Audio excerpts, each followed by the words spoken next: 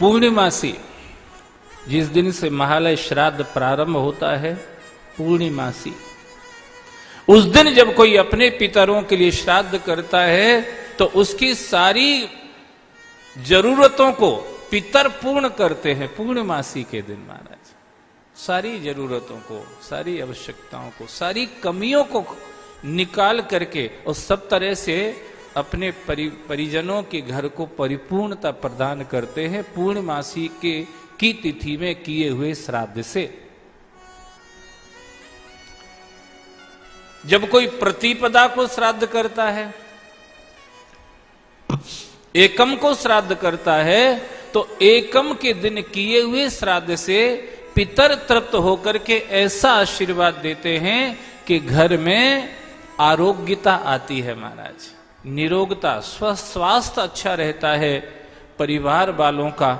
जब कोई प्रतिपदा का श्राद्ध करता है तो एक चीज और याद रखना, उत्तरोत्तर श्राद्ध की तिथि बढ़ती जाती है, इनमें किया हुआ अपने पितरों के निमित्त तर्पण इत्यादि भी अधिक फल देने वाला होता जाता है महाराज। इसीलिए ऐसा नहीं है कि जिस दिन हमारे पितर की किसी की तिथि है उसी तिथि को हम तो एक दिन निपटा देंगे, बाकी तो दिन जैसा चल रहा है वैसा ही चलना चाहिए। नहीं, पूरे 16 श्राद्ध में हमें प्रतिदिन अपने पितरों को तर्पण, प्रतिदिन उनके निमित्त तर्पण करना चाहिए। रोज कम से कम रोज जलांजलि उनको देना चाहिए, काला तिल मिश्रित जल, और उसमें उसको अगर और ज्यादा उनको प्रसन्न करने वाला बनाना है तो उसमें शहद उसमें भी डालना चाहिए महाराज।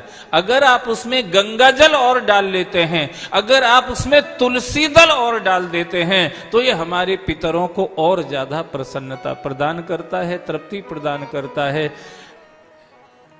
पितरों को जलांजलि देते समय, तर्पण करते समय इन चीजों को भी साथ में उपयोग करना चाहिए।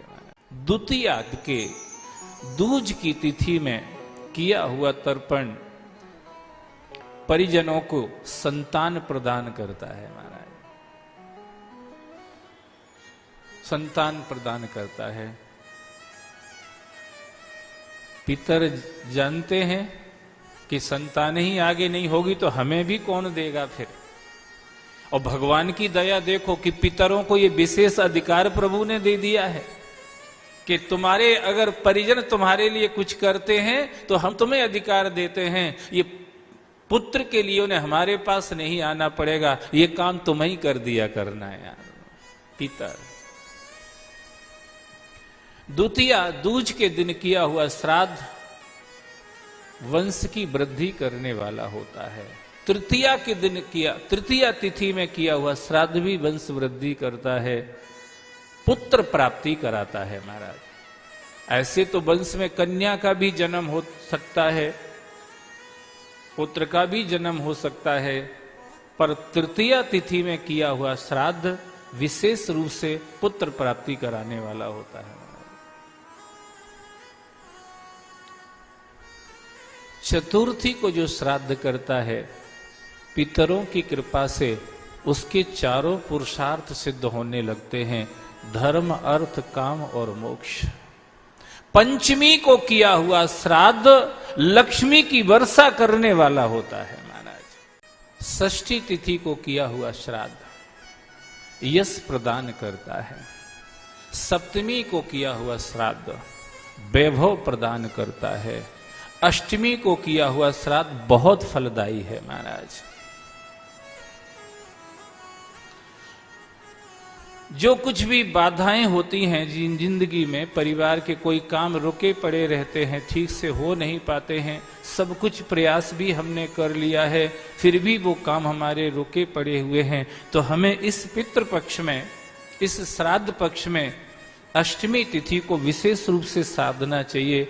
उस दिन किया हुआ श्राद्ध तर्पण हमारे पितरों की कृपा से परिजनों के नित्य प्रति के काम और धंधे जो भी हैं, जो भी वो कर रहे हैं, जहां भी कोई बाधा आई पड़ी हुई है, अष्टमी का श्राद्ध उस बाधा को खत्म कर देता है महाराज।